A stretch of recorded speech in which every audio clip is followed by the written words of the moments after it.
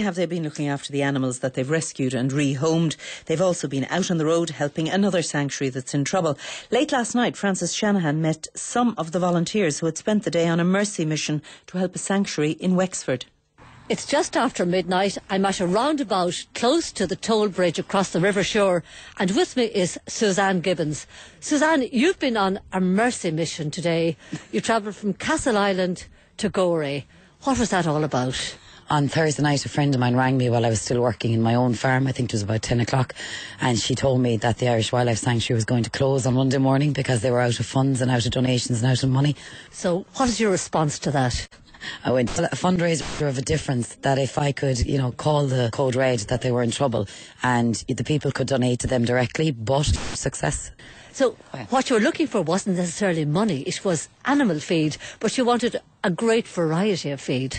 Yeah, I mean, you're talking about a huge selection of wild animals, wildlife, stuff that I wouldn't normally be used to, like exotic animals. So it was wild bird seed, it was milk for the baby goats, bugs and strange creatures for other parts of the wildlife, tins of wet meat for hedgehogs, foxes, there's owls there, there's stuff that we wouldn't be used to, you can imagine. And you wanted people to donate those products. How did you get the word out? On our own Facebook page, we have 82,000 fans that follow us on a weekly, daily basis.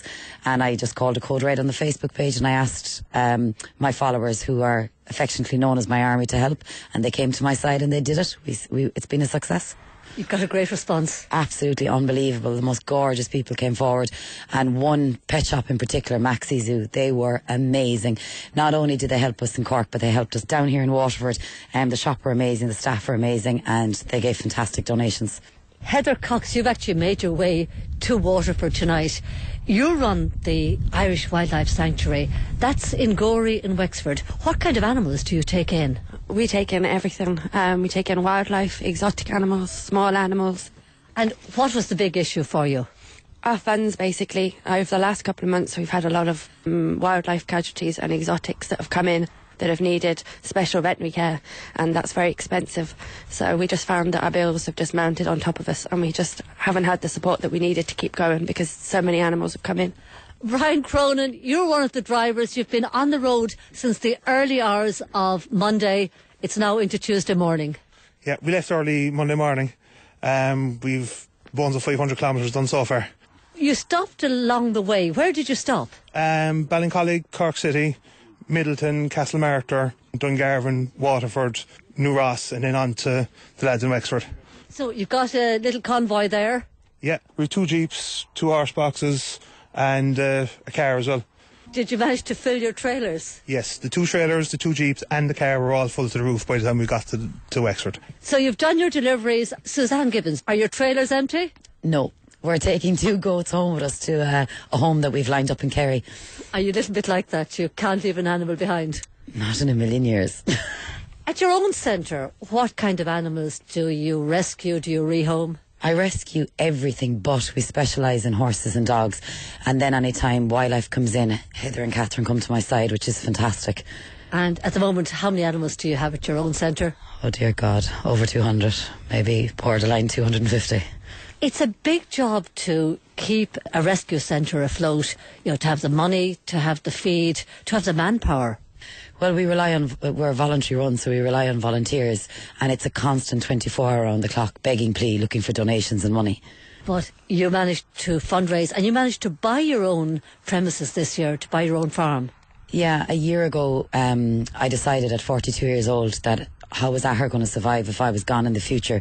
So we decided to all team together and ask the Army again to come forward and help us raise the money to buy the centre. And it's now owned by the people of Kerry with a committee forever. And that's your Army volunteers as opposed to the Irish Army. Well, yes, of course. Back to you, Catherine Johnston of the Irish Wildlife Sanctuary in Gorey. You've been bailed out today. Are you out of the woods? Well, we are. Our immediate needs are seen to now, but spring is around the corner. We have lots of baby animals, baby hedgehogs, baby birds, all those coming in in the next few weeks, so it's going to be really busy again. And our vet bills, we have a buzzard going up to have its toe amputated tomorrow. That'll cost us a lot of money, so these things keep going and going and going. And what are the range of animals that you've got at your centre? We specialise in exotic animals, farm animals and wildlife. So we have 30 hedgehogs at the moment. We have birds of prey, kestrels, buzzards. We have small garden birds. Then we have exotic animals like raccoons, iguanas, snakes, all those sort of animals as well.